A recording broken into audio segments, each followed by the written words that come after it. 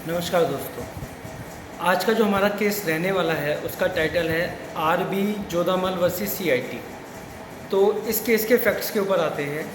इसमें जो आरबी जोधामल है, एक ये रजिस्टर्ड फर्म थी। इसने लाहौर में एक होटल ख़रीदा। लाहौर, बिल्कुल सही सुना आप लोगों ने। ये जितने भी हम लोग केस लॉज पढ़ रहे हैं ना इनकम टैक्स में, मोस्टली इंडिपेंडेंट से पहले के हैं। तो इसने एक होटल ख़रीदा 1946 में शायद लाहौर में। तो होटल ख़रीदने के लिए इसके पास पैसे अपने पूरे नहीं थे, तो इसने लोन लिया। एक बैंक से लिया और एक उस समय कोई राजा महाराजा थे उससे लोन लिया। तो बैंक का कुछ लोन इसने दे दिया, बाकी जो लोन राजा महाराजा का था उसमें इसने क्या बोला कि आप लोन तो मेरे पास देने के लिए पैसे नहीं हैं, आपको मैं पार्टनर बना देता हूँ इसमें होटल में, प्लस में जो मेरी लाइबिलिटी और भी बनती है उसके भी आप जिम्मेदार बनेंगे। ये सब तो हो गया, ये तो इसके छोटे से फैक्ट्स थे। इनकम टैक्स एक्ट वाला। हाँ, उसके बाद क्या हुआ, आज़ाद हो गया भारत 1947 में। आज़ादी के बाद ये जो इसका लाहौर में होटल था ये पाकिस्तान पे चला गया। वहाँ की गवर्नमेंट ने इसको अपने अंडर रख लिया, तो इनके ऊपर इनकम टैक्स वालों ने टैक्स लगा दिया। इनका ये कहना था कि भाई साहब मेरे पे काहे का टैक्स लगा रहे हो। पहली बात तो वो मेरे होटल पोजेशन में नहीं रहा, मैं उसका ओनर ही नहीं हूँ अब तो।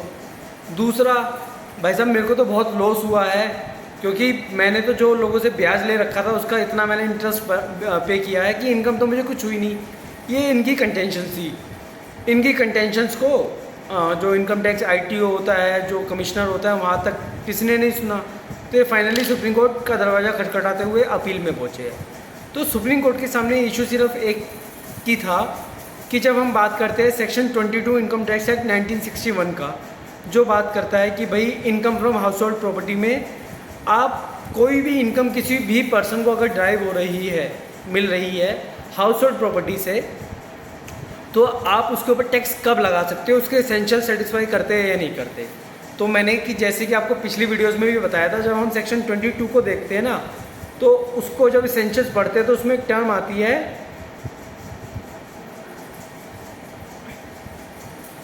The annual value of property consisting of any building or any land appertaining thereto which the assessee is the owner other than such portions of such property. assessee is the owner.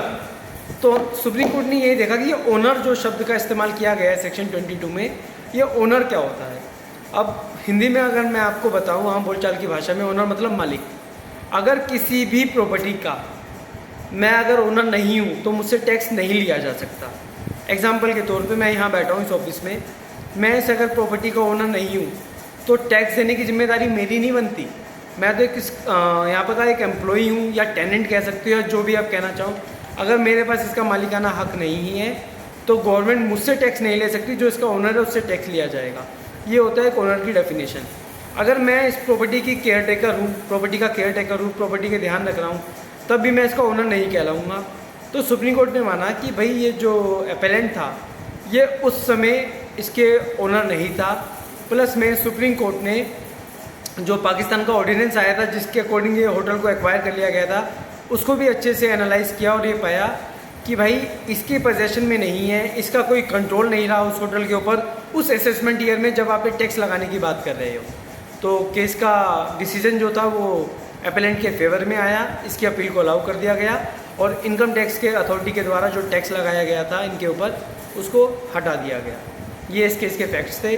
तो basically आप लोगों को exam में अगर कोई भी question आता है, मैंने 3 केस लॉज पढ़ाए हैं section income from house property के रिगार्डिंग, सेक्शन 22, सेक्शन 23, सेक्शन 24।